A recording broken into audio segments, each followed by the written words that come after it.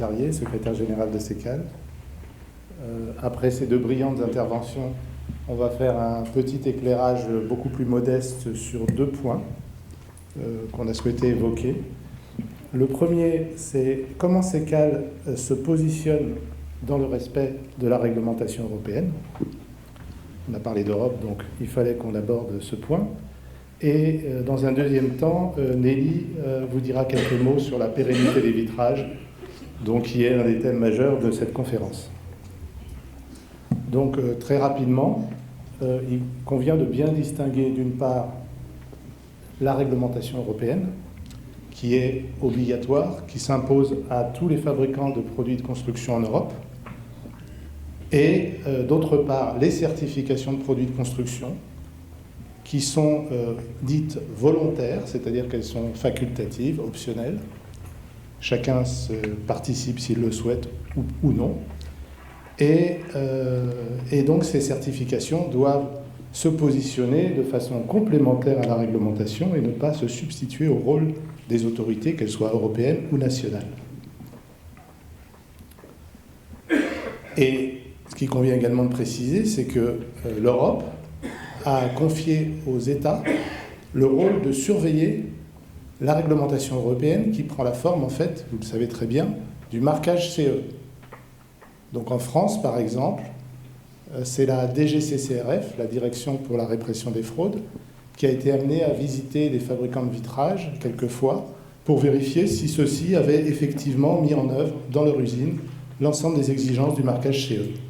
Donc ce n'est pas le rôle d'une certification de remplir cette mission, c'est bien le rôle des États européens, chacun pour ce qui le concerne, missionnés par la Commission européenne.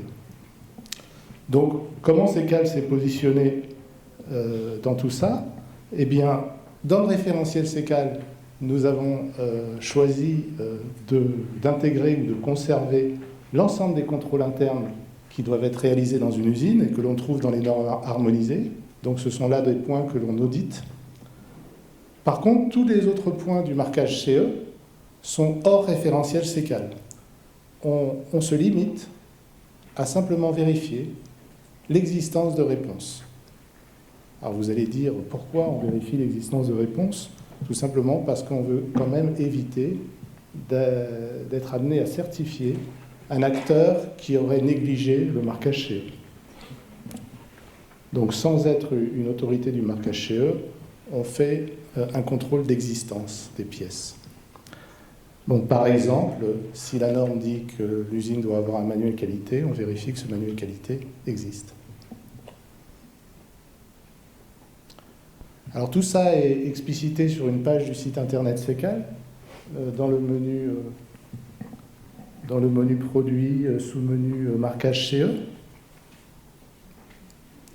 Et on explique la valeur ajoutée de CECAL, donc le positionnement adopté par les acteurs de CECAL, à savoir qu'on s'appuie donc sur ce socle d'exigence européenne qui est le marquage CE pour proposer quelque chose en plus. Et ce qu'on propose en plus, c'est des contrôles et essais périodiques par un tiers agréé. Vous savez que CECAL fait appel à des OMV, des organismes de mesure et de vérification, qui auditent les usines de vitrage et qui font des essais de vieillissement et de durabilité des vitrages.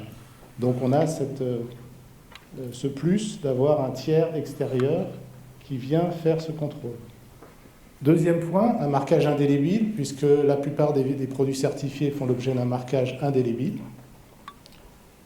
Troisième point, on a la possibilité de classer les vitrages en types de vitrages particuliers, vitrage à croisillon, vitrage à gaz, vitrage à couche, vitrage, etc. Il y a un grand nombre de types de vitrages certifiés sur les certificats CECAL, et donc d'avoir des règles spécifiques de fabrication et de mise en œuvre de ces vitrages qu'il faut respecter dans le cadre de la certification. Et dernier point, non pas des moindres, on a un système de suivi et de qualification des constituants qui rentrent dans la fabrication des vitrages, à savoir les mastiques, les espaceurs, les déshydratants et bien sûr les verres.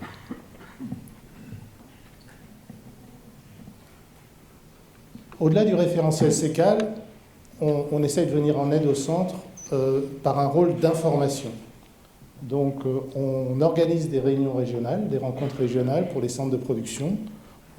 Et pour la première fois en 2018, on a abordé le marquage CE en faisant un point sur la révision de la norme vitrage isolant, la norme 1279, qui venait d'être révisée à l'époque.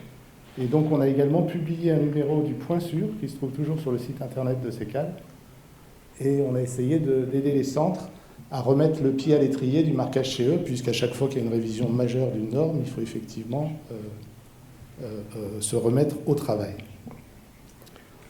En 2022, on recommence. On a fait déjà 2 réunions régionales, on en a encore 2. Et là, on fait un focus sur un aspect de la norme qui s'appelle les règles de partage et de substitution des essais de type. Il se trouve que la norme demande que chaque usine ait fait un essai de type pour chaque procédé de fabrication. Et donc, c'est l'objet de nos rencontres régionales cette année. Et dans ce même domaine des essais de type, la norme vitrage isolant autorise les fabricants de vitrage à se réunir au sein d'un organisme pour partager leurs essais de type, s'ils le souhaitent. Et donc, CECAL a mis en place un petit dispositif autour d'une convention de partage qui est rédigée comme la norme le demande et qui permet aux centres de production qui le souhaitent de partager leurs essais de type au sein de CECAL. Et donc, je vais passer le relais à Nelly. Donc je vous laisse découvrir un petit peu l'animation que nous a concoctée Marie-Laure. C'est juste pour dire qu'en fait, on a parlé de recyclage, on a parlé de toutes les démarches d'économie de carbone, d'économie circulaire, et que vont nous apposer tout ce contexte que va nous donner l'Europe et donc aussi la France, voire la France encore plus que l'Europe. Et en fait, on a voulu, par cette animation, montrer combien, en fait, vous savez que nous, on signe toujours, CECAL, c'est le gage de pérennité des vitrages. Et en fait, tout cela n'aurait guère de sens si, en fait, nous n'assurions pas, quand vous fabriquez des produits, toute la qualité des produits, ça n'a de sens que si, en fait, la durée de vie du produit est la plus longue possible.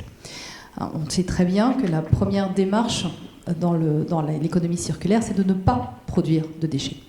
Donc plus on va rendre nos produits durables, au sens vraiment de pérennité, de durée de vie, mieux on se porte en fait. Et donc c'est dans ce sens où, évidemment, la pérennité des vitrages isolants et les efforts que vous faites tous dans les centres pour effectivement aller le plus loin possible dans la qualité et la pérennité de ces vitrages, c'est, à mon sens, vraiment la première étape pour faire des bâtiments durables.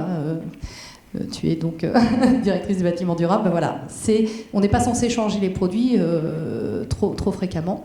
Et ensuite, bien évidemment, c'est que ces produits, non seulement je dirais, l'objet vitrage isolant soit le plus pérenne, mais aussi, bien évidemment, toutes les caractéristiques qui sont les siennes à l'initiale. Et donc, c'est le fait que les performances, on puisse les attendre aussi après 10 ans, après 20 ans de fonctionnement. Et donc, là-dedans, on a tout ce qui est acoustique, thermique, etc. Et on a rajouté quelque chose qui sort un peu du scope, c'est pour ça qu'on les a mis un petit peu... On ne le traite pas au niveau de CECAL, mais effectivement, bon là je pense qu'on a un excellent exemple, c'est la lumière, hein, c'est-à-dire qu'on a quand même... rien fait de mieux que les surfaces vitrées pour apporter de la lumière dans un bâtiment. Et on sait, c'était une conférence CECAL il y a quelques années où on avait montré combien l'accès à la lumière naturelle nous apporte énormément aussi au niveau du bien-être. Et puis les apports solaires. Les apports solaires gratuits, souvent résidentiels, sont très agréables parce que c'est de l'énergie gratuite. Et donc on en a besoin. Et puis quand il faut savoir s'en protéger, eh bien effectivement on a aussi des vitrages qui permettent de le faire. Voilà, c'était un petit peu pour montrer que tout cela, la boucle est bouclée, hein, on est beaucoup en circularité. Et donc effectivement, travailler sur la pérennité et la durabilité des vitrages, ça a complètement un sens dans l'économie circulaire parce qu'autrement ça n'en aurait pas.